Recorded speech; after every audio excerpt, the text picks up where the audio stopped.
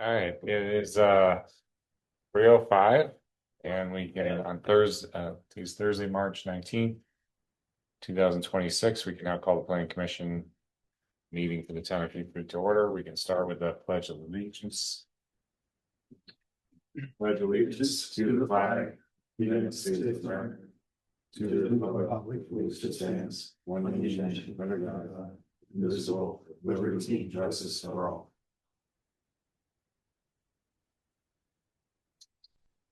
Okay,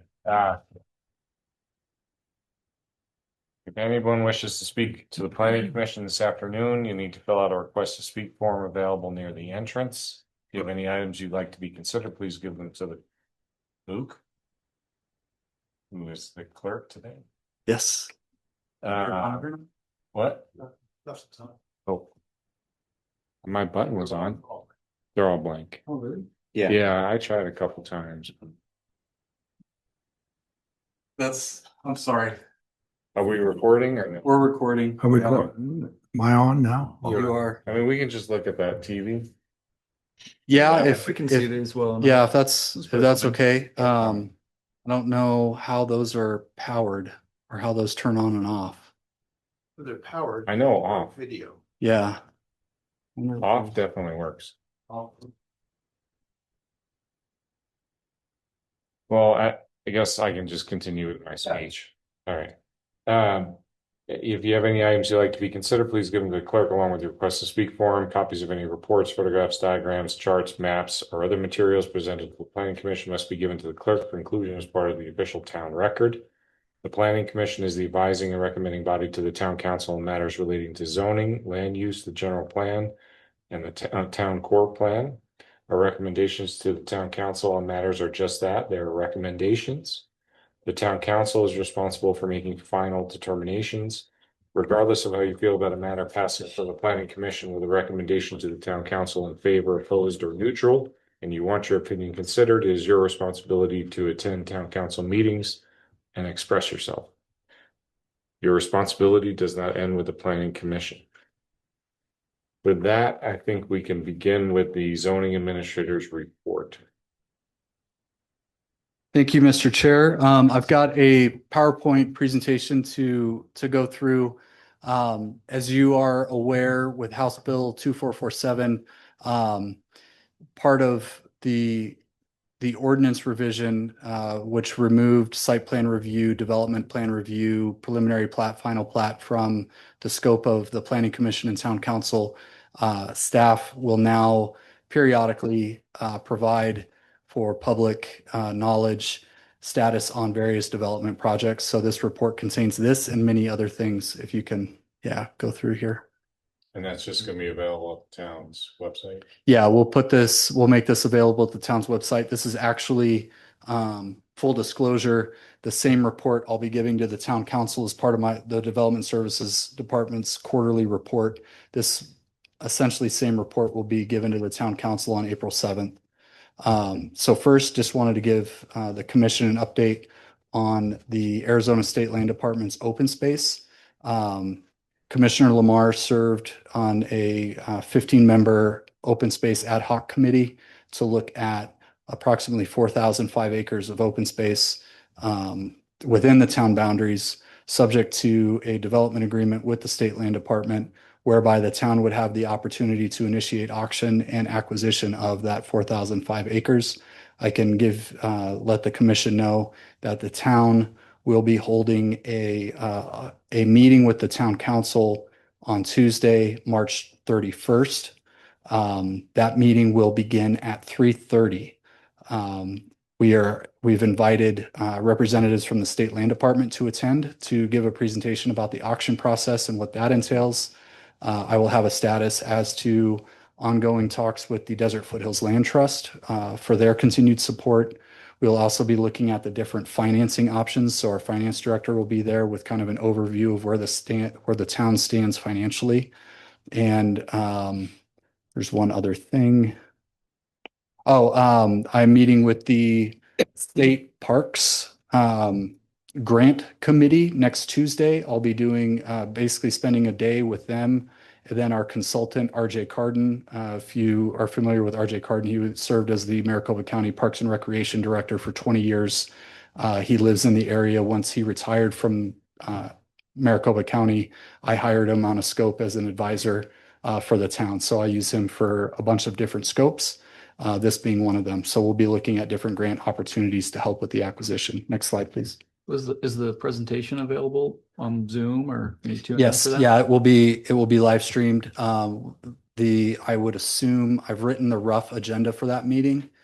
Just waiting for the higher ups to approve that agenda, and then we'll have that published probably next week by next Tuesday at the latest. Yeah. And I'll forward that to you guys and keep you all abreast of that. Yeah, I'd be curious. 3:30, March 31st.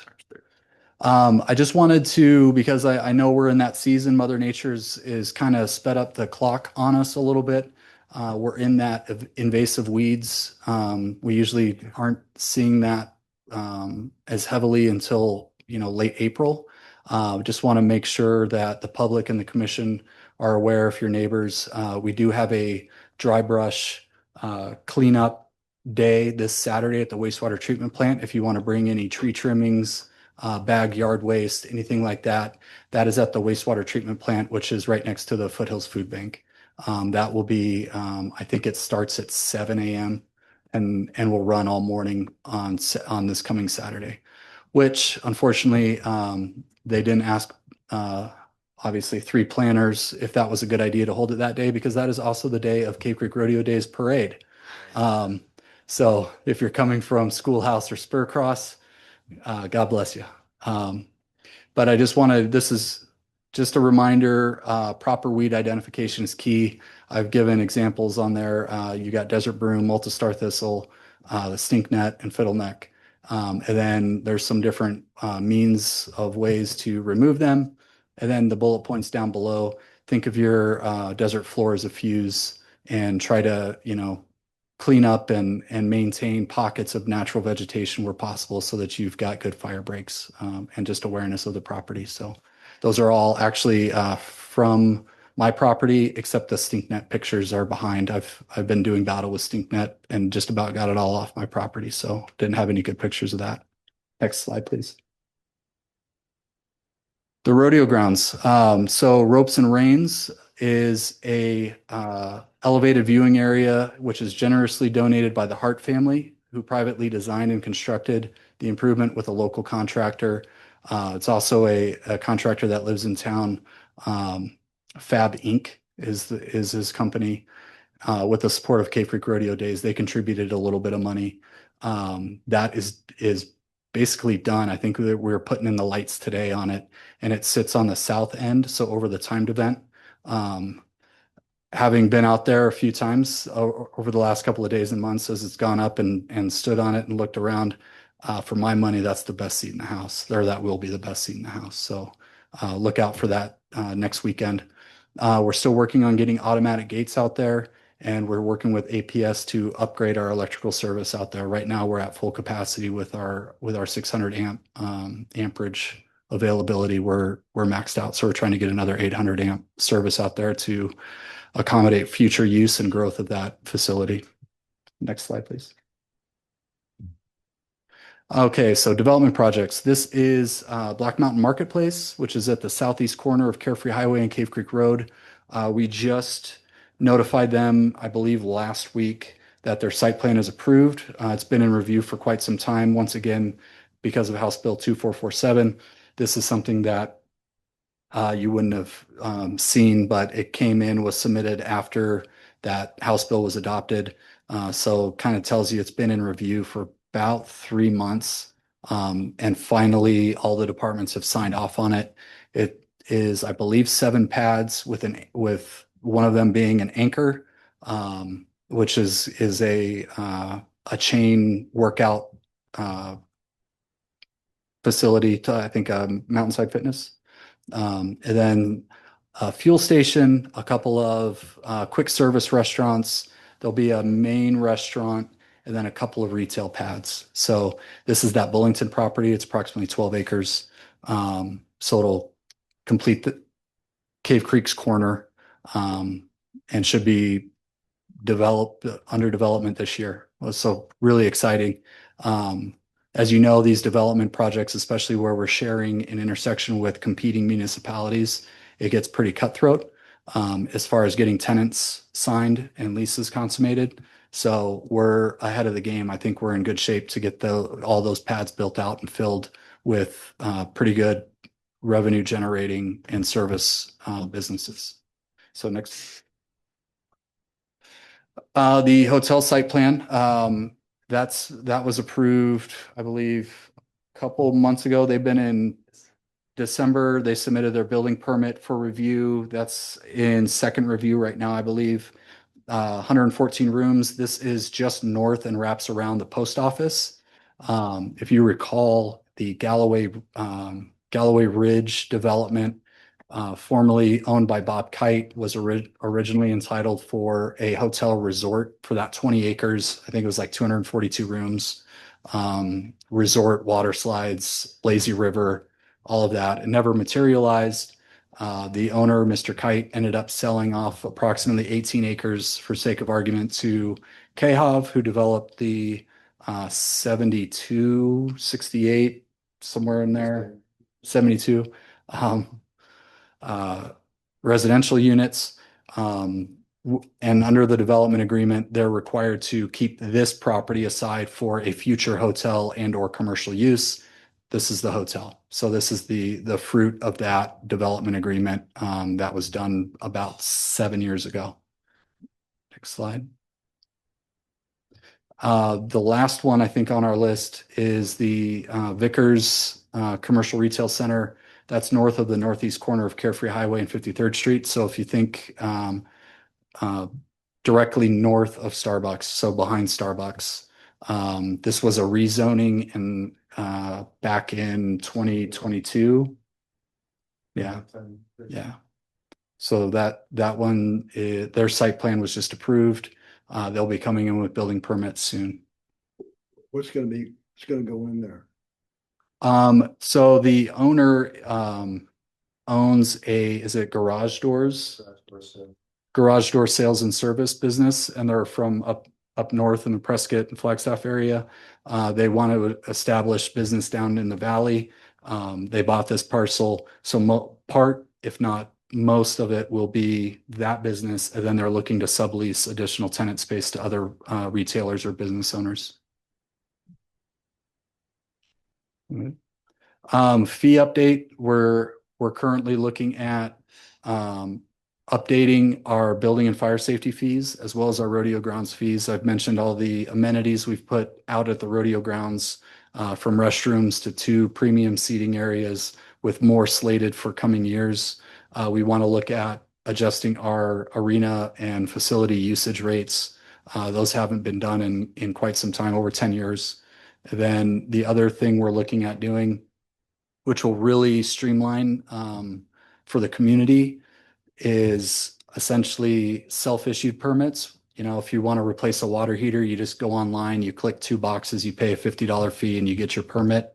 All the way to, fence replacement, demo, demo permits. All of those are going to be self-issued, where you can just go on, like I said, click a couple of boxes, fill out a form, pay your fee, and it's done. You're not waiting for a review or waiting for anything on our end. It's all intuitive.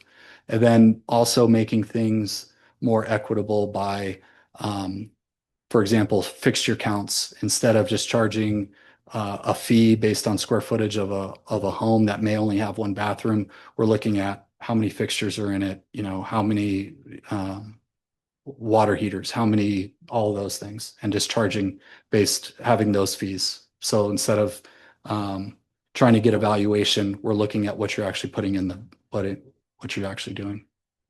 So town hall. So last night we had a public meeting to go through what we're proposing to do with town hall. As you're aware, town hall, the building we currently occupy, was constructed before the town's incorporation. It was originally built as a multi-tenant, multi-suite building. We've done a lot of interior remodels and just kind of made it work. We're at the point now where our staffing and our needs aren't suitable for the space we're in. So over the last 3 years, we've worked with an architect, a space planner to coordinate and design an addition out to the south of the building. So if you're looking at the horizontal, that's the existing town hall, and then what's coming vertical off that kind of that dog leg would be an addition. We purchased the property south of us last year, and our space planning took us from, hey, what if we bring the building out this way and connect to this council chamber? What if we build a second story? We looked at all these different options, and ultimately for cost, this became evident that this was the best option to move forward with designing for more space. So it'll be a centralized front counter where you can pay utility bills, talk to planning staff, talk to building staff about permitting. Development services would be kind of in the front of the building. If you're familiar with where the town manager's office is now, that would be where the development services director would go. Next to that would be building fire safety official, the town engineer, the public work, or the utilities director, kind of all along that front row. So it's trying to put workflows together in close proximity. Yes. Just so I got my gyroscope right. Mhm. If we look over here, it's going to go back out that way Correct. on this side, on the back side. Correct. Yeah. Oh, that's cool. Yeah. And we've designed it so, there's a nice ironwood out there. Yeah. There's some really healthy mature trees out there. So we actually kind of pivoted the building in about 16 feet to avoid all those trees. And then we kind of created a patio that incorporates that. So there's some outdoor space as well. Just a really good, a lot of conference room space. There would be an opportunity for e-sessions in a room that's soundproof and conducive to that. There's a multi-purpose room where we could do trainings or have, birthday, celebrations or whatever. Just space that we don't have now, or that we've got to outsource and go to the Holland Center or go to other spaces to get that. So we're excited. We'll see how that goes along. The council is considering including that in their budget. We've had it in our CIP for 3 years, so it's nothing new. But council will give the big ticket authority from a budget standpoint this year in this upcoming budget. Next slide. I think this is my last slide. So local landmarks. Once again, this is a program that was started by the town in 2020. The town turned it over to the Cave Creek Museum a couple of years ago. I sit on the local landmarks committee with the museum. We're having our last recognition ceremony of the year, or this bunch, at the Wagon Wheel on March 26th. And the local landmarks committee launched the local landmark passport program. So if you go into the Cave Creek Tourism Bureau or Visitor Center or the Cave Creek Museum, you can get a passport which has all the different locations, but there's also a quiz of 10 locations, like a fun fact about them, that if you fill it out, you fill in the answer, you can go back and get a cool piece of swag. There's like a huge box of different things you can pick from water bottles to keychains to pins, everything else, refrigerator magnets. I think they've got a whole trove of things to give out. So I think that's it. So I'll forward this PowerPoint to you all. It's kind of my sneak peek at what I'm going to be telling the council next month. And if you have any questions about anything, as always, you can reach out to us. Thank you, Mr. Chair. Thank you. Cool. Okay, so I think we have some draft minutes to approve from September 18th, 2025. That's correct. Yes. Do any commissioners have any requested changes to the draft minutes? No. If not, do I have a motion to approve the draft minutes? Ooh. Second. All in favor? Aye. Approved 5-0.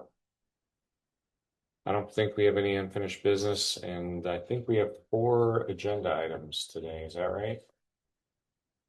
Yes, that's right. Okay. All right. So, I guess for today, I'll introduce the case, staff will provide a summary, and the commission members may question staff regarding the agenda item. We can open public comment, and after we close public comment, commission members may question staff regarding any issues generated by public comment. Well, I'll ask for a motion, second to proceed, and we'll follow by discussion. If anybody has wishes to make a public comment, we ask that you come to the podium to address the commission, that you clearly state your name and residency for the record. If there are any people in the audience, if you have any, we ask that you clearly state your name and fill out a request to speak form. To make efficient use of our time and conduct a full public hearing on all relevant issues, please be respectful and courteous and non-confrontational. The public comment should be concise, targeted, and relevant to the case. We will not entertain comments on matters that are not contained in the application subject to tonight's hearing. And we can allocate 3 minutes for anybody if anybody wishes to speak. With that, we can begin with the first agenda item, which I believe is related to initiation of amendments to various sections of our zoning ordinance. The first one is the potential rezones of the town-owned and DFLT-owned properties. Sorry about that. No worries. Okay. Yeah, and I'll be presenting this one. So just before going into any of the presentations tonight, I just want to highlight that all of these items are meant to be informal. So feel free to stop anytime for questions or comments, since there's no one here as well. So some background on this first item. There are a handful of properties within the town that the town has either acquired or been dedicated land for the purpose of open space. And on these properties, the zoning currently does not reflect the intended use of the land. And so in order to rezone a property, it first must conform with the general plan. So as I'll highlight in the staff report, some of them will require a general plan amendment in addition to a rezone. So just to give some background, a general plan land use is separate from zoning. The land use is from the general plan, and it's that long range vision, the policy aspect of things, whereas the zoning is actually the legal rules that determine what you can develop on your property today.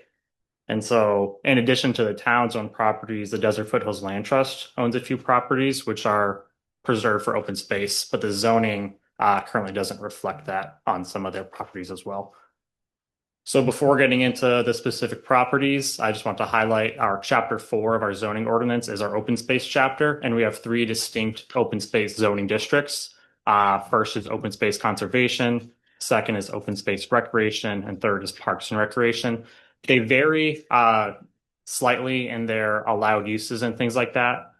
What you really need to know is that open space conservation is the least intense of the 3, and parks and recreation is the most intense of the 3, if you think about it that way.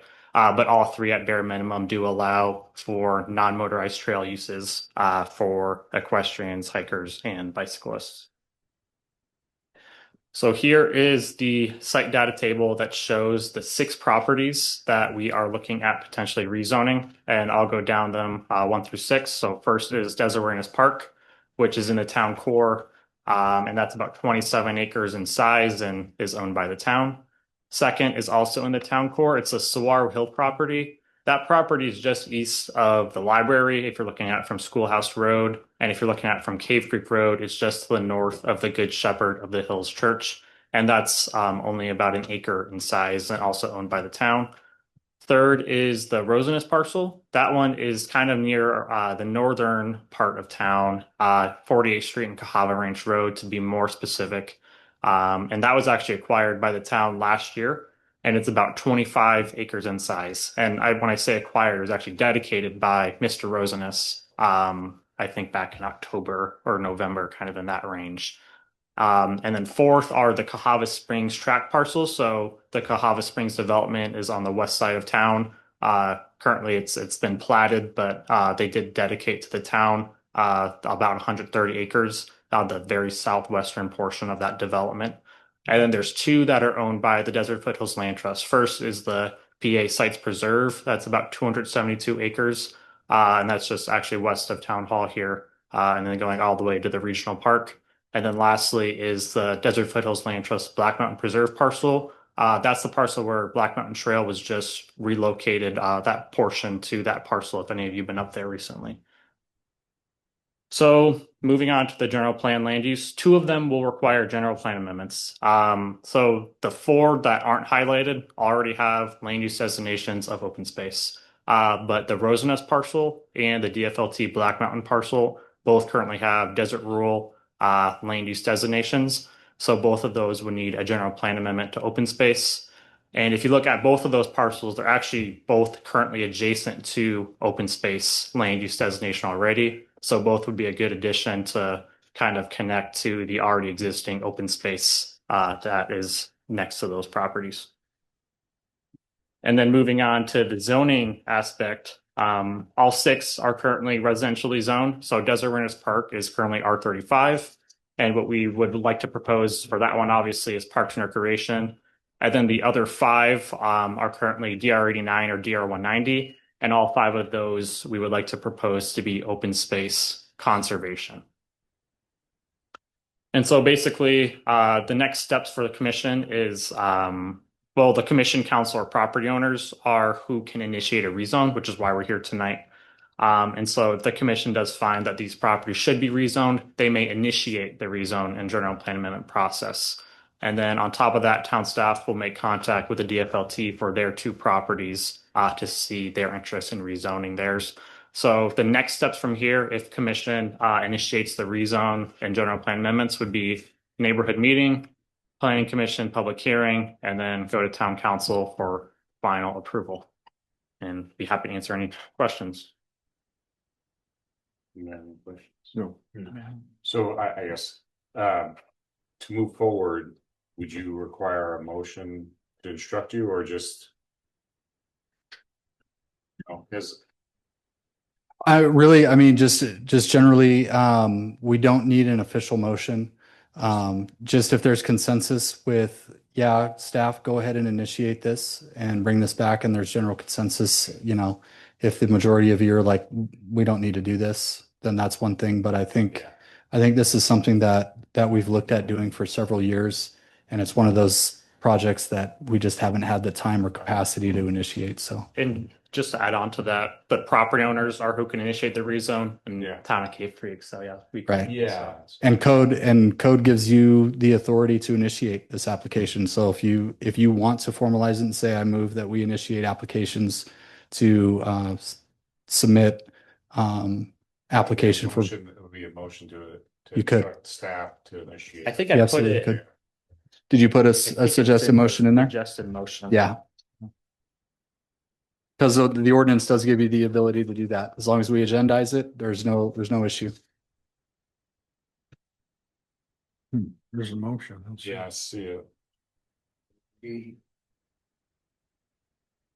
Like, Kevin Breckner being the suggested motion in the staff report. But there is, I get what you're saying, there isn't an official motion, but I believe, Luke, correct me if I'm wrong, can they just go ahead and create a motion? Yeah. I mean, So- I can make. Yeah. I'll make the motion. I Think I will. It's right there. I move that staff go forward with the items discussed in the presentation and look forward to having it before us in an official capacity.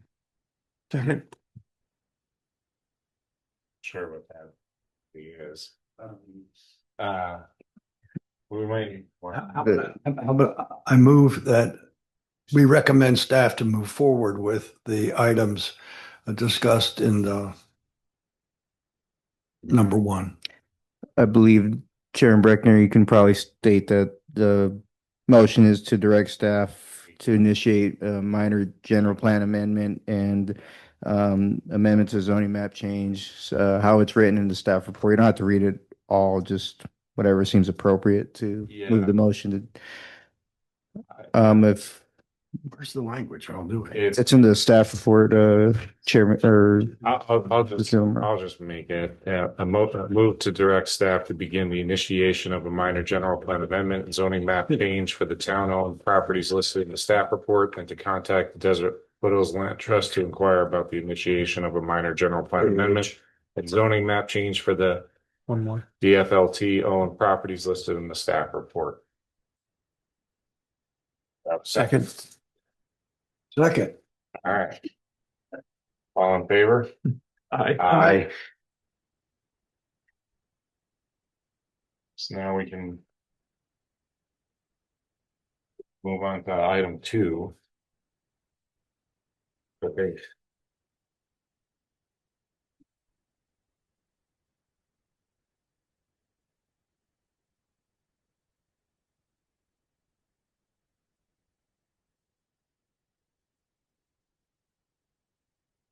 Believe this is initiation of amendments to various sections of the zoning ordinance. Yes, you got it. Okay. All right, I guess with that, we can have the staff report.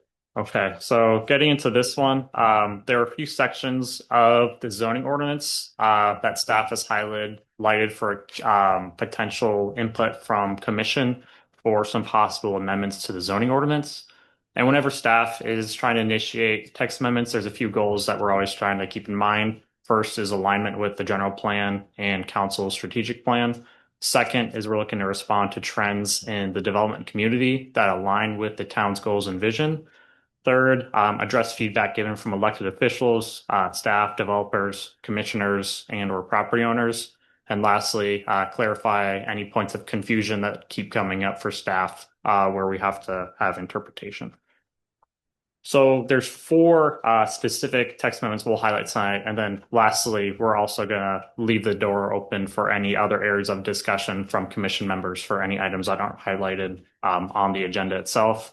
So first, we're going to talk about accessory living quarters in R18 and R35. Second, landscape and undisturbed requirements for commercial properties. Third, adjustments to section 3.5 or commercial use table. And fourth, which wasn't actually mentioned in the staff report, we did want to highlight it briefly, looking at our hillside regulations, chapter 7. So going to the accessory living quarters in R18 and R35, if you can look on the right hand of the slide, that shows the location in town of where our R18 and R35 properties are. Most of them are just across the street here from Town Hall on the western face of Black Mountain, and then they kind of creep over to the northern face as well. And then there's some to the north of Spur Cross Road when you turn off of Cave Creek Road on the western side. And then there's a couple R35 pieces down nearby Carefree Highway. So I think there's a 10-acre piece right on Grapevine Road by Spur Cross. yes, and there is that big one. Yeah, I right. think it was miszoned. the north. That's next to my home. That is, yeah, on the northeast corner of Spur Crossing. Just saying. Yeah. So currently, accessory living quarters are allowed in all of our desert rural zoning districts, and they have to meet a few requirements. First, the gross floor area can't exceed 50% of the principal residence. So an example of that is if the primary residence is 3,000 square feet, the guest house can't exceed 1,500 square feet in gross floor area. Second, they must be served by the same driveway as the primary residence, as well as share single common water and electric meters. And third is that they must meet the building setbacks for that lot. So in R35, it's 40 feet front and rear, 20 feet on the sides. In R18, that's 30 feet front and rear, 10 feet on the sides, except if it's a corner lot, it's 20 feet along the street side. So some background, in 2024, the legislature passed House Bill 2720, which allowed ADUs on all single family residences in municipalities of 75,000 or more. So if you go to the south of us, all the larger cities and towns here in the valley are over that threshold, and they currently have to allow ADUs on all of their lots with single family residences. And then on top of that, jurisdictions under the 75,000 threshold, such as Fountain Hills and Carefree, also allow guest houses in their comparable R18 and R35 zoning districts. So it's not just those larger jurisdictions, it's actually some of the smaller ones as well currently allow it on those larger lots. And for their jurisdictions, those are larger lots in the R18 and R35. And then lastly, in recent years, really since House Bill 2720 was signed, we've received a little bit of an uptick in interest from property owners in R18 and R35 looking to potentially do an accessory living quarters. So that's the end of my accessory living quarters slide. So if anyone has any questions, be happy to answer. What about motorhomes?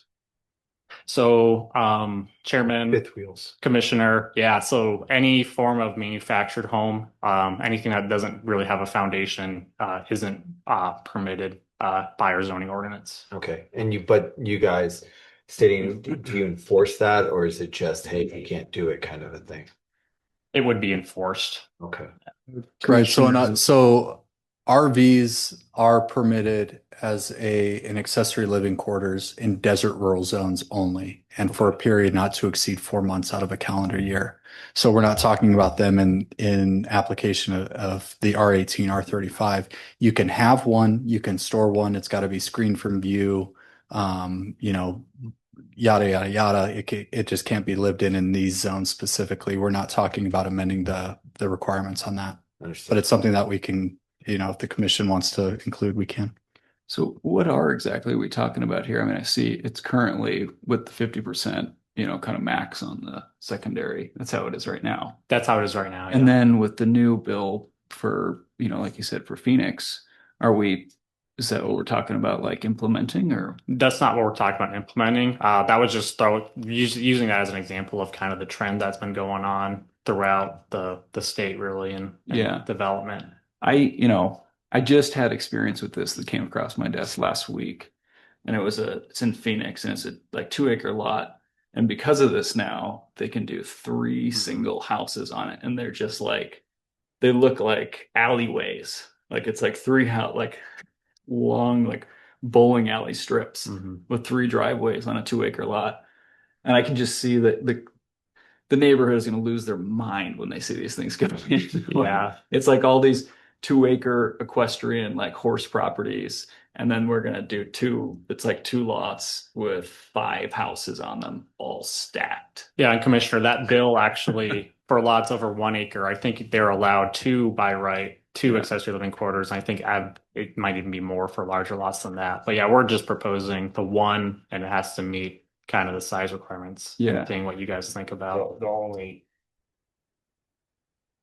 in general, I kind of think it's nice, except for the fact that we do have some incorrectly zoned R35 properties, like next to my home, like a 10-acre piece next to DR89. Just saying, so like when we do something blanket like this, we may want to look at the zoning that exists, because it can get quite congested next to DR property. Chair, I wanted to look at what the land use designation for that one was. I think it is the land use as well of that one is multiple residential 35. So the general plan land use actually in the zoning currently line up. So I know, yeah. when it was originally done, that property butts up against DR89, and then across the street from it is 1 acre, and then somehow that one got higher density, and so when we make a change like this broadly to a particular land use, because I think we may have some minor defects in how originally zoned. Yeah, Chairman Breckner, I look at that one as really the only outlier. The only comparable lot would be the Hidden Canyon behind us here at Town Hall, which is platted. I And would 100% agree. I think that it is an outlier, but that particular piece is the entryway to Spur Cross Road. Mhm. It is a central figure piece of land, so it's a colossal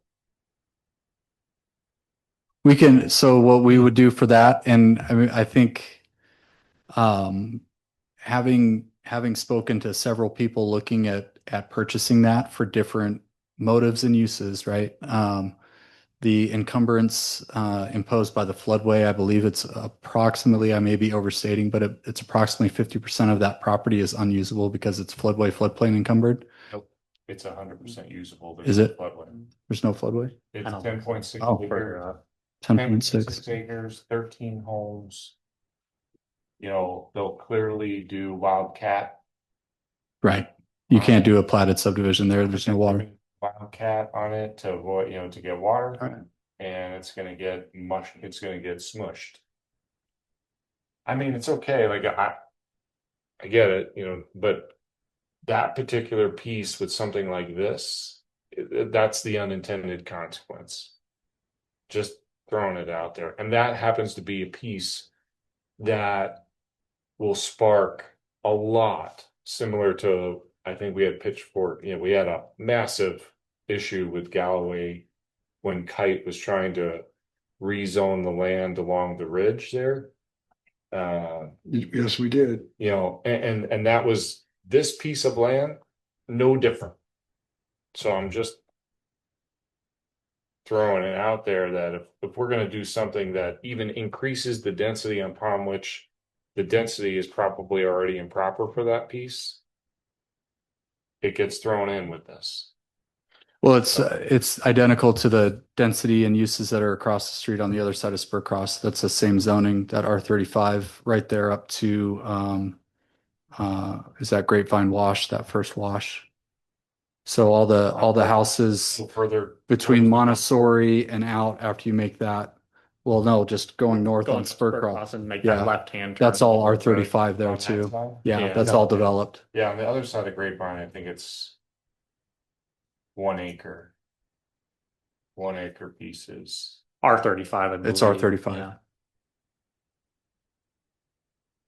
But Still, still, I mean, actually 1 acre pieces though.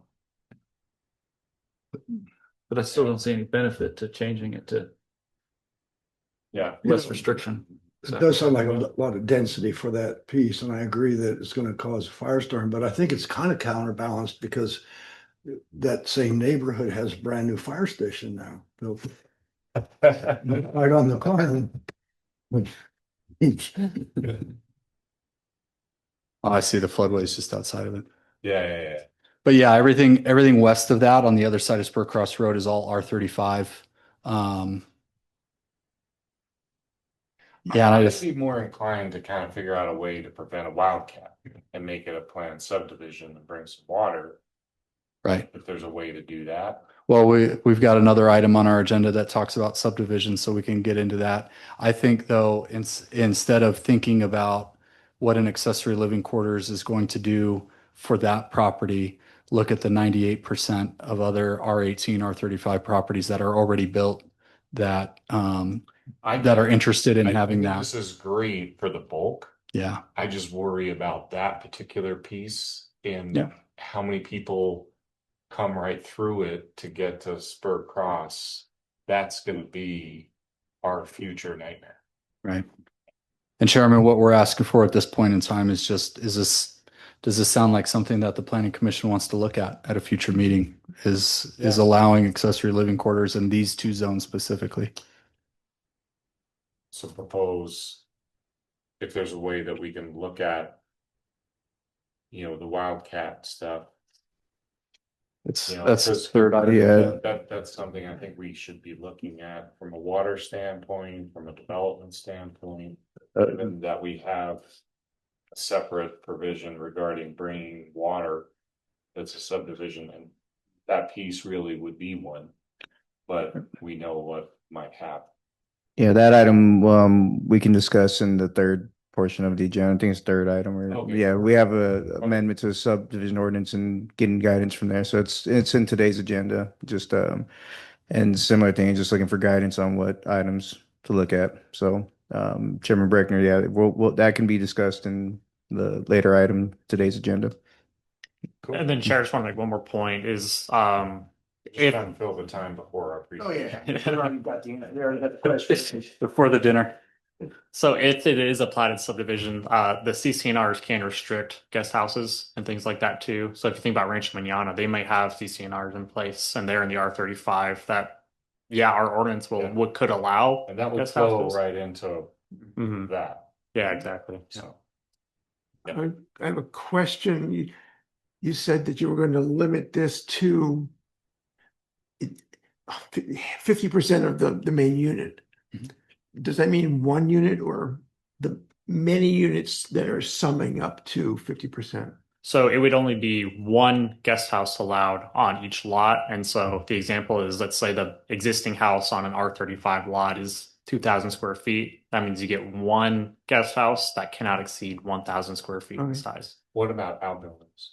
So currently accessory buildings, you're allowed to have as many as you want, like a just detached garage and things like that. The only limiting factor on that is setbacks and lot coverage. So R35, I believe it's 20% lot coverage. So that's all the area of your structures under roof. You're limited to that. So that's the limiting factor. Like 7,000. Yeah. Yeah. Is there any sort of limitation on, say, someone wanted to put, 10, 120 square foot mini houses on one lot? Yeah, Yeah. so that would be outlawed. Yeah, just because again, the accessory buildings, if it's not livable, I mean, lot coverage is what would limit that. But if it's an accessory living quarters, it would be strictly one Okay, guest house. thank you. Mhm. Any other questions? Okay, we'll move on to the second item for discussion, which is landscaping and undisturbed requirements for our commercial zones. So currently, commercial properties are required to dedicate a combination of landscaped area and undisturbed open space. And if you look on that right-hand side of the presentation, there's a little table that shows the size of the parcel and how much area is required to be dedicated for both undisturbed and landscaped. So basically, the bigger the parcel is, the more you're required to provide for undisturbed and landscaped area. And so some applicants on these commercial properties have expressed difficulties with meeting the undisturbed and landscape requirements, resulting in many pursuing a transfer development right process or just not proceeding with the project altogether. So for some background, a transfer development rights is a process that allows a developer to purchase and conserve privately owned hillside property within the town core in exchange for the right to waive the undisturbed requirement on a commercial development. So if you take Sprouts, for example, they, by our ordinance, were required to provide 20% undisturbed, but what they did is they purchased a hillside lot in the town core. And so actually on their development, they had 0% undisturbed, but they conserved a property in the town core. And so what we've noticed is this really works well for those larger scale developments like Sprouts and things like that. But those smaller scale developments, which is what's mostly left of our commercial, it's just not feasible to do a TDR due to the scale and the cost of hillside land. So moving on, the other reason is in 2021, staff did propose to replace undisturbed requirements with additional landscaping. And if you look on the slide on the bottom right, the undisturbed areas on some of the commercial developments are sometimes not visible for public enjoyment. So we took Starbucks as an example off 53rd Street and Carefree Highway. Their undisturbed is along their northern property line, but it's behind a wall. And so you can't even see it if you're standing off Carefree Highway or standing in the Starbucks parking lot, for example. And then if you look on the right-hand side, that is what the landscape is, their landscape area looks like off 53rd. So really just looking into, is undisturbed really feasible when we're talking about commercial developments? Or is that something that we should look at potentially amending to allow a little bit more flexibility for these remaining developments? So happy to answer any questions. I think it makes sense.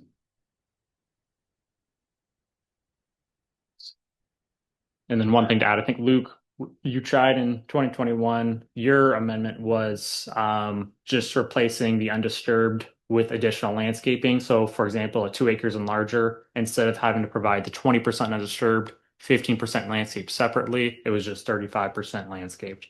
And Right, that's correct. So when you're thinking about commercial development in particular, a lot of times, so we we have several requirements that are already putting that, I mean, I'm not crying in my pillow at night over it, but there's already several limiting factors as far as what they have to salvage, what they have to box, relocate, spade, or otherwise, as far as native trees and cactus, a lot of things that residential properties don't have to do. So they are, required to salvage native trees, do an inventory, replacement if trees fail during the salvaging process.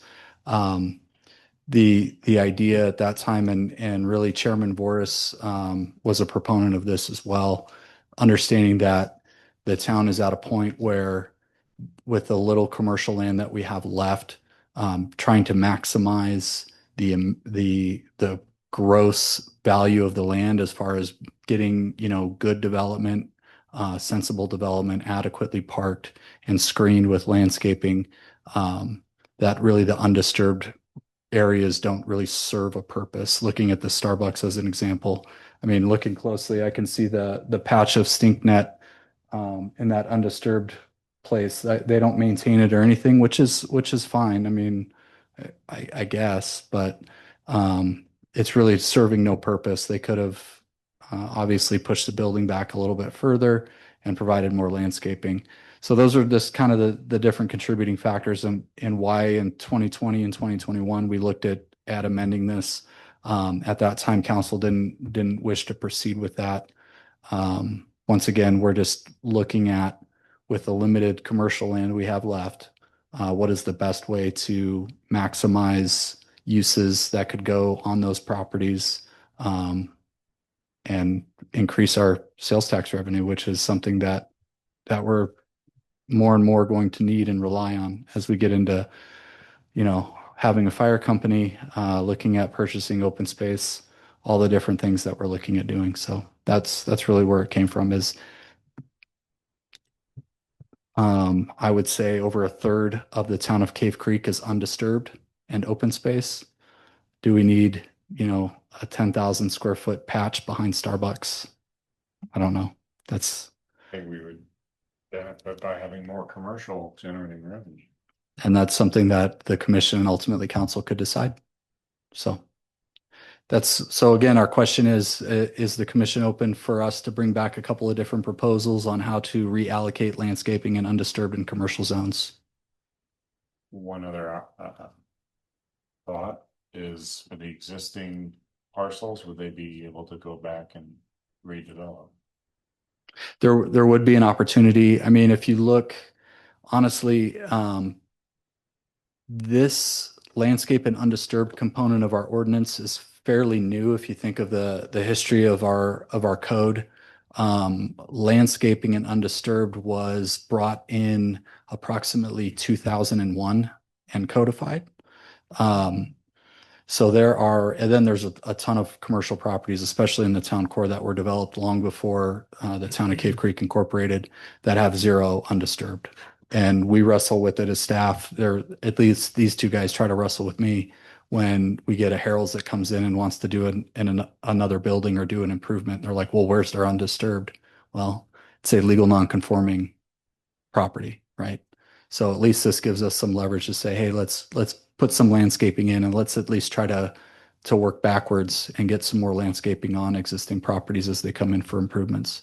Whereas starting from a negative balance with, there's zero undisturbed, we're never going to get that back. So Yeah, makes sense. And you do have set requirements on what type of landscaping they can use. 100%. Okay. Yep. And it's to go off that, it's to a developer's benefit to use native planting like that because they're limited to water. So if they go out there and plant, Correct. things that aren't native, it's going to require water, and all of a sudden they don't meet the requirements. So on top of us actually requiring native plants as well. Yeah, we don't see this as a sacrifice. We see this as a sensible solution in a lot of different ways. So I hope so. When we require native plants for less water use, are they allowed to use metal art sculptures that look like native plants? No, that would not qualify. So they are required, the ordinance says you've got to I'm have, saying, like, don't think they look terrible. I mean, They do. it's something that we could add. No. A yard art component. Shut it Make a down. note. Next thing you know, you're gonna have a bright yellow sculpture. No, restrict the color. I mean, we have them for like cell towers. I was talking about the bumblebee out front. The bumblebee. The yellow sculpture. So we'll bring, yeah, we'll bring this back. Vice Chair Miller, would you like to comment on that? Yeah, it's gonna be a no for me. Okay, it's gonna be a no, Chairman Breckner, sorry. Bias.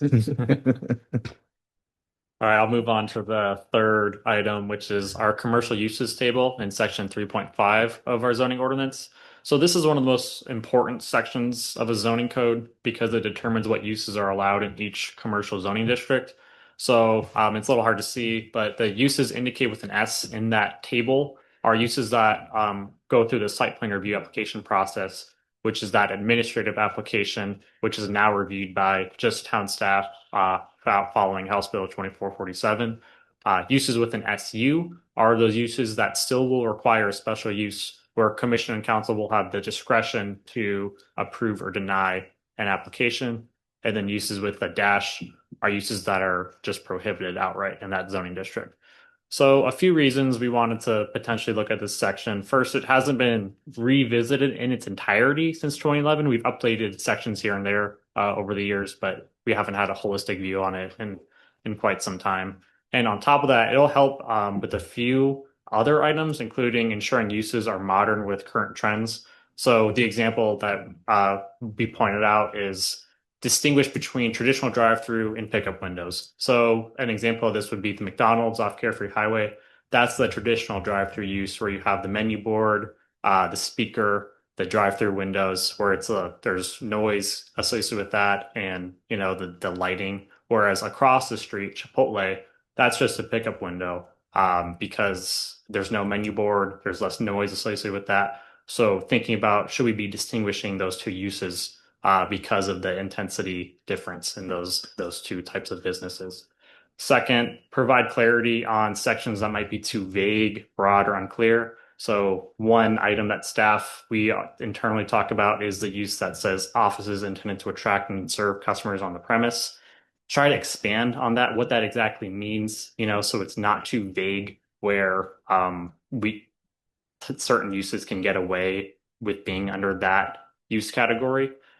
Third, adding uses that are currently not listed, which staff has received prior interest on as a special use. So if a use isn't listed in our section 3.5, it's not allowed. And so this section 3.5, it's pretty exhaustive, but there are a few cracks where we've had inquiries about some uses and we've just had to tell them it's not allowed. So some of those include event venues and assisting living or nursing homes. So those currently aren't in our ordinance. So if someone comes and said, I wanted to do a nursing home, we would say, no, it's not allowed in any zoning district. So try to add that at least in as a special use. So in the future, if there is that interest, they would have an opportunity to go before commission and council for that proposal. And then lastly, look to provide increased flexibility for those low water revenue generating uses by making them a special use where they are currently prohibited. So looking at something where it currently has a dash, it's outlawed, but instead making it a special use if that use is something that's revenue generating and relatively low in that water use compared to other uses. So one example would be vehicle service repair and commercial buffer. That's currently prohibited, but looking into potentially making that a special use. So if a potential business in the future comes about and it makes sense on that specific property, it would have an opportunity to go before commission and council for potential approval. So I just wanted to get input from the commission on their thoughts on this and if this is something that you would like staff to move forward with. Yeah, sure. Yes. I think, yes. Yes, I have a comment on it.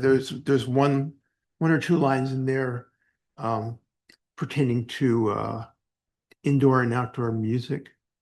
Since we've had such a great problem in the past with specifically even indoor music giving problems to the neighbors, and I would suggest you relook at using for the special use designation for music in commercial buffer because that can be smack up against a house.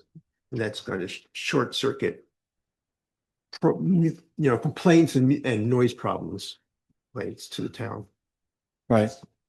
And Yeah, absolutely. and again, I mean, we're talking about specific to special uses. Once again, I think I talked to a few of you. Really what we're talking about is, unlike a site plan, which no longer comes to the commission and council, and additional conditions and requirements can't be imposed. A special use is the opposite. A special use allows commission and council to look at a specific use on a specific piece of property, what the adjacencies are to other properties, and consider any potential negative impacts that may occur on an adjoining property, and make an approval or denial based on that, and also impose additional restrictions. You can't have outdoor music. It only has to be indoor music, and you've got to provide sound attenuation. Instead of a 6-foot wall, you've got to provide a 10-foot wall, or whatever those conditions are. That really, a special use gives the commission and council complete discretion and ability to impose additional requirements and restrictions. So we see it at a staff level as, instead of just saying no outright to everything, there might be a case on a property based on what it's surrounded by where it might be appropriate. And that would be up to the commission and council to ultimately decide based on different circumstances. So There's certainly no sin in flexibility. Yeah. and that's really, I mean, at the end of the day, it's staff's job to provide town leaders flexibility. I mean, if nothing else, instead of absolutes, hey, let an application come forward, let an applicant show you what they're going to do to fit into the community and be a good business owner. I didn't have a problem with it being in the town core or general commercial. I just thought commercial buffer was the wrong place for that. Right. So we'll look at that. Yeah. For sure. I think at this point, you're just looking for some instruction to move forward with some possibilities for us to consider. Yeah, absolutely. And I provide a very rough draft in the staff report if anyone had a chance to look at that. But yeah, it's really basically those 4 bullet points is basically the gist of it, looking at those 4 specific items. And really, again, trying to, look at those low water users, and again, look at uses that might currently be prohibited and making them the special use, especially after 2447 was passed. It'll at least give the commission, the opportunity for more cases to look at as well. And this would just be applied to like commercial and commercial buffer, so they could make their case for.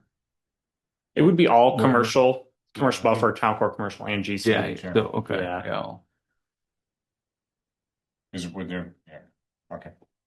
Yeah. Makes sense. Awesome. Well, I'll pass it over to Stephen. He will be taking over the rest of the presentation.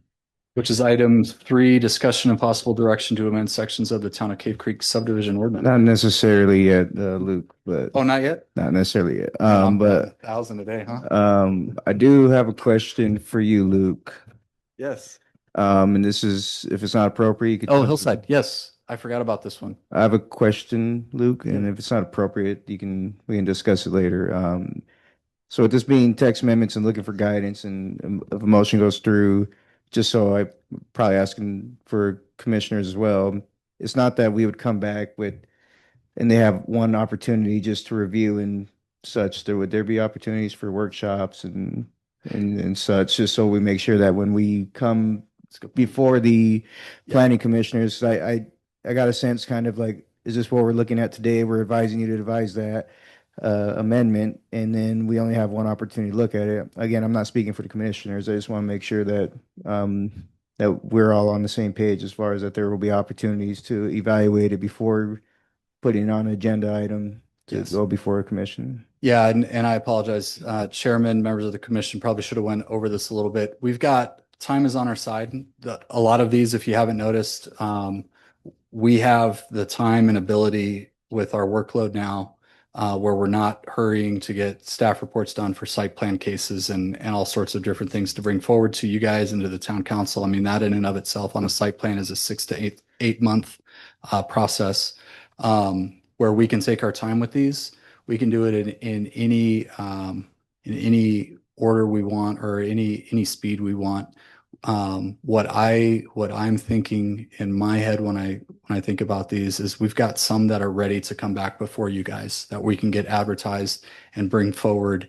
We're going to look at maybe not 3.5, but let's just say table 3.5 will be on next month's agenda. We're going to get notice out. We're going to get it in the newspaper. We're going to get it in utility bills, and you guys will be considering it at the next meeting. Even at that stage, if you are not ready to make a recommendation, if you still want to talk through different uses and do all of that, you can continue it to a date certain, or anything.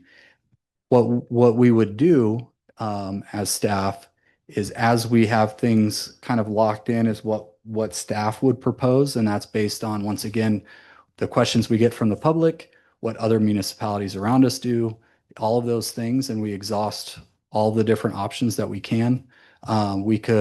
We could do another workshop with the planning commission, but we would meet with the chairman and say, here's our work. We've shown our work. How do you want to proceed? And kind of just get a consensus of how we want to do it. If we want to do workshops, I don't think every single one of these sections and chapters would require a workshop necessarily.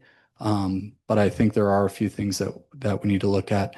This one probably maybe be one of them because of the complexity of our hillside ordinance, but that's how we'll wrap it up. Is what do you guys want to see next month? To a certain extent, when it comes to that stuff, yeah, I'm happy to give you guys discretion on if you think it's something that needs a workshop, to kind of work through it, as opposed to in a public, Right. with public participation, getting then continued, Mhm.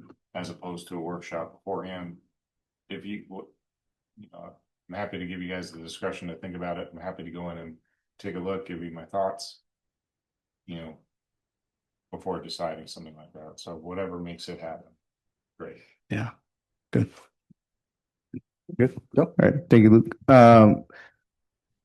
So Chairman Breckner, Vice Chair Miller, the item that was brought to our attention, just discussing with staff, is the hillside lot disturbance. There's two items, which would be Chapter 7 and Chapter 11. Chapter 7 being the hillside ordinance and Chapter 11 being the legal nonconforming. I'll start with Chapter 7, the hillside ordinance. So what we have is there is a maximum disturbance limit for hillside lots, but there's a max disturbance for lot coverage and a max disturbance for areas that are not associated with lot coverage, meaning hardscape driveways, pools, etc.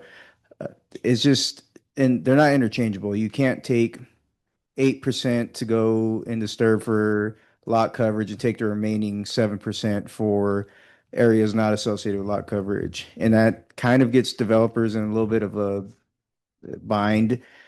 Then we look at it and we say, well, there's 15% max, but only 10% is dedicated for lot coverage, 5% is not. So what we're looking at proposing is just setting a maximum disturbance limit for hillside properties and establishing development envelopes that have to be reviewed and approved by the town to assure that it's still meeting the intent of the hillside ordinance. That's pretty much the major change that we would do for Chapter 7. Chapter 11, the legal nonconforming lot, they address a maximum lot. There's a table to address maximum lot coverage, but there is not a table to address maximum disturbance for a legal nonconforming lot, meaning that if there's a property that is in a DR 190 zone, yet they are undersized because they annexed into the town of Cave Creek and they were a DR 43 zone, but then they were rezoned to DR 190. They are considered a legal nonconforming lot. So there's a calculation to allow for maximum lot coverage for that lot, but there isn't one for disturbance. So that's the other item we want to implement within Chapter 11, instead of restricting them to 5% or a smaller percentage, that there would be a calculation table to give them more disturbance to accommodate for what they would need to develop on that property, since they have already been not necessarily deprived of disturbance, but that they don't have the same luxury as the larger lots. So that's pretty much it that we have on that end. I can elaborate on any items, or it's pretty straightforward. Uh, so are there any questions from the members of commission, chair, vice chair? So just in general, by a show of hands, how many commissioners have a designated hillside property? Right. So you're aware that having a hillside property, meaning you have a portion of your property that exceeds 15% in slope, you have additional requirements and restrictions if you are to disturb that area, which the main one being a severe restriction on the amount of property that you can disturb and develop. We have, I think, unlike any other place, and I'll have to double check, but we have two buckets when it comes to development. One is associated with coverage, so that's everything underneath a permeable roof structure. And we have limitations on how much you can disturb, and that's everywhere where natural grade is altered or native vegetation is removed. In the case of hillside, those two calculations have to stand on their own. So if you are in a zone that would allow 15% lot coverage, you would only be permitted 15% disturbance. What has been difficult is 15% lot coverage in many of those zones is a large footprint, and a lot of homes are not going to build out to that footprint. Yet their development envelope is still very small. It's confined to that 15%, and your driveway in most cases is going to take up 10 to 12% out of that 15%. So that leaves you very little room to do a private yard or anything else. So one thing that we were looking at was basically just making that all one number. So instead of 15% lot coverage, 15% disturbance, you'd be capped at just a 30% development envelope. And you get what you get, right? To kind of oversimplify it. The max is the same. It's just a little flexibility. They want to build a 2,000 square foot house, they can have a nice place in the back that they wouldn't otherwise have. That is correct. Or they can have a big house and that's it. And to show you that, or to further illustrate that, I wouldn't say broken, but unmanageable our current requirement is, we tell people put a roof over your driveway, because you can if you're not going to cover your maximum, you might as well start putting roofed areas over areas that are disturbed so that you can have a more of a yard area. That's kind of That's silly. yeah. And to further on that, Commissioner Lamar, it's not necessarily that they do a 30% development envelope and they have 30% lot coverage. They still be adhering to 15% lot coverage. It's just that they're able to go ahead and clear and grub and grade an area of 30% on the property, establish the house, and if they leave it that way, they're still in compliance while they're still determining, do I want to put a pool? Do I want to landscape this? Do I want to put a putting green? Anything to that extent. So we'll just give them the flexibility to get their property in order to stay, in a state where it's 30% disturbed. I have 15% lot coverage, and the rest I can do whatever I please with it, but I'm restricted to 30% development envelope. So, Well, yeah, so for the purpose of it to begin with, that statute was to not have the hillside all torn up. We're not tearing it up anymore. We're just having some flexibility in how it's used after it's torn up. Right. that is correct, Commissioner Lamar. Okay. That sounds smart to me, You think that informally. disturbance would increase with this? I mean, I know that you're still saying it's 30%, but I mean, so we're just rearranging kind of the designation of you're allowed to use the house as a certain portion of it. So now you could theoretically make a larger home on it, or gain. It would be an increased amount of disturbance. But really, to Commissioner Lamar's report, not one that would be noticeable. Yeah. It's still not. So if you're a meets and bounds lot in the town of Cave Creek, so 1, 2, 3, yeah, the remaining 4 of you all are on meets and bounds lots. You're not in a platted subdivision. You are entitled 75% disturbance. So we're talking about still less than half of what the vast majority of Cave Creek residents enjoy as far as the amount of land that they're able to use. But it establishes for us a more straightforward and communicable way of explaining to people that have hillside properties, which are really the most difficult ones that we deal with, right? On a residential, because we don't have sewer. They're not, hillside homes are not on sewer. They're usually remote lots that are difficult to access, difficult to bring utilities into, difficult to plan for septic systems or alternative septic systems. All of that costs disturbance. So you have people that build a decent sized home and then that's it. They get a driveway to get to it. And there's no room for anything else because that is the lion's share of their max disturbance as it stands now. Where if they don't cover as much as they have to cover, they can at least disturb that same percentage. There's no more net gain in disturbance or percentage of development as a result. There's just an allowance of disturbance as a result. Does that make sense, or am I word souping a little bit?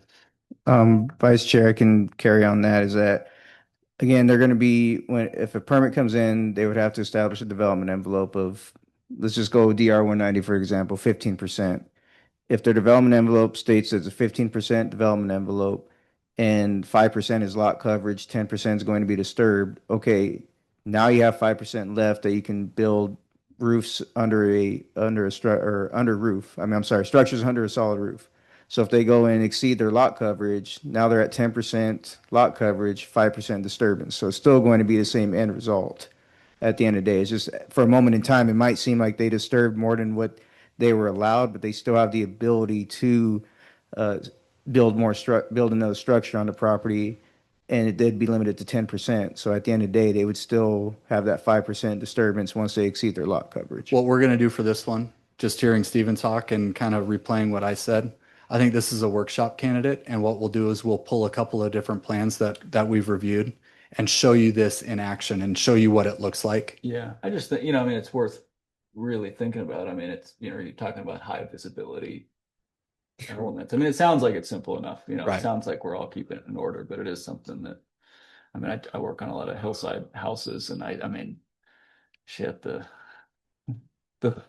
hoops you got to jump through and all kinds of stuff. It's crazy, and commissions and all kinds of things. So I'm just curious, just Right. understanding it better. Yeah, for us, it's a where do we pick our battle and where do we choose to stand on it? Sometimes it's during the plan review. Most times it's at final. We go out to do a final. I did one on a hillside property. Was that yesterday or the day before? Where you're looking at where the cordoning was, the roping was, where it should be. Well, Maricopa County had me relocate my septic and they had me do this. And before you know it, they're outside of what they're able to disturb. Now they're looking at restoring natural grade and restoring native vegetation at a huge expense. Because, and this was another one, once again, where we directed them, hey, if you need more disturbance, the part of your driveway, in this area, just put a roof over it, and then you're essentially buying that disturbance back. But that's a solution. That's not really a It's not a good. great solution. Yeah.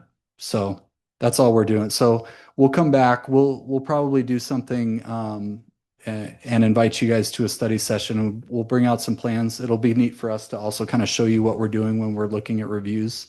But to really illustrate what we're talking about and show you in concept and theory what we're doing. Yeah, I'd be curious to compare it to some of the other municipalities with hillside regulations as well.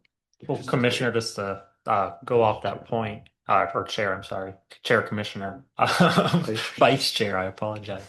I would say 9 out of 10 architects, civil engineers get it wrong on the first submittal with the disturbance, and they'll say, "Well, Carefree, Phoenix, Paradise Valley, they all do it this way. Why are you guys doing it this way?" So yeah, that's a great point. And it's a feather in your cap to say you're unique. It's not a feather in your cap if unique really means antiquated. Yeah, or just total anti-development. Right. So that's the balance that we're always striving to achieve. Yeah. All right. Carry on, Steve. That's pretty much what I have. for the remainder. Now it'd just be given a motion on if you would like staff to. I have one additional item, and I'm not sure if this falls within the ambit of the planning commission. But there's one item, with development and it continues to desert rural that has been like a little bit of thorn in my side. With regard to desert rural, and that's with the sewer system at 300 feet. Yeah. That I don't know if this okay. No. We'll touch on that briefly. We want to talk about that in the subdivision ordinance, go into, so this is what I have. We don't need a formal motion. The note I've taken in the minutes is the planning commission shared consensus on staff's presentation and directed staff to bring those sections back to the planning commission to consider review and recommendations, leaving discretion to staff to decide whether or not additional workshops/study sessions would be required based on complexity of the items. Does that sound about right? Yes, I move for what you just said as a motion. Okay. Second. All in favor? Aye. Okay, so now we can move on to the next one. Yours. Is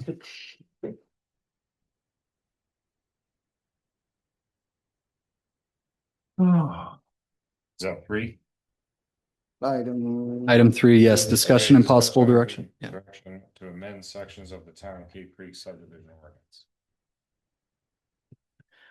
Chairman Breckner, Vice Chair Miller, members of the Planning Commission, this will be fairly quick. This is really just trying to get direction on whether we should pursue evaluating the subdivision ordinance for any amendments or updates. At the November 2025 Town Council and Planning Commission joint workshop, there were some items mentioned towards the subdivision ordinance, and there was a desire to continue to evaluate it and see if there's any items that should be updated, anything that needed to be amended, inserted. Well, one example was about requiring subdivisions that was going to be a mandatory for subdivisions to hook up to town sewer. That was one item that was brought up.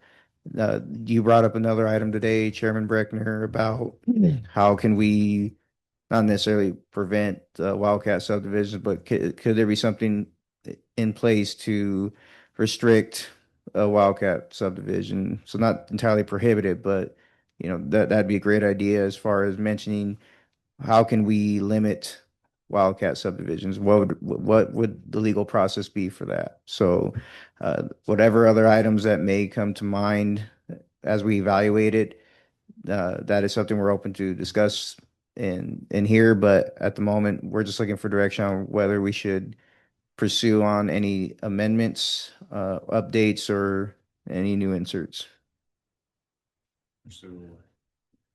All right. Okay. And that concludes the subdivision. Yes. So I'm bringing us home here, the last leg of our journey today.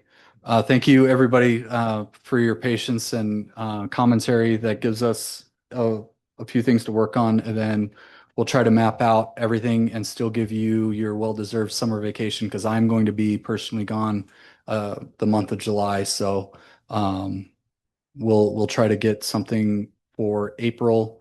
I won't be able to attend the May meeting, so we'll look at the scheduling for that. And then we'll probably recess June, July, August, and get back at it September. So we'll try to map everything out with our advertising and everything so that we're ready to go.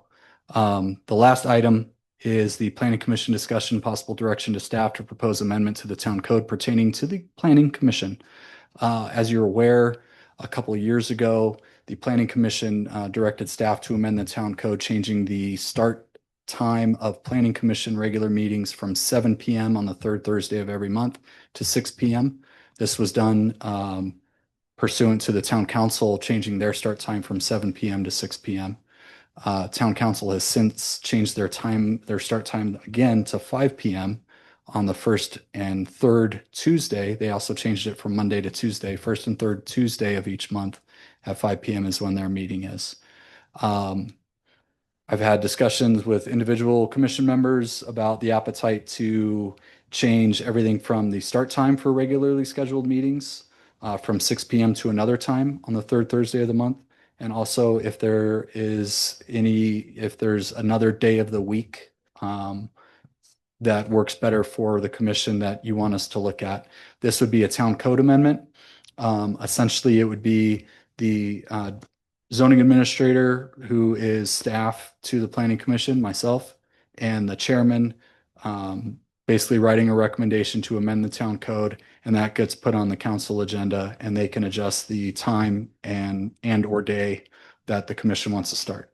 So if you guys like an earlier meeting, we can definitely do that on the third Thursday, or if you like a different day altogether, we can entertain that. So I'll open it up to the chair and your fellow commissioners. I know Commissioner Madison, who was not able to attend, said that he'd be fine with a 3 p.m. start time on the third Thursday of every month. So basically when we convene today, I don't know if that works for everybody, but I'll just use that as a start the ball rolling for you guys.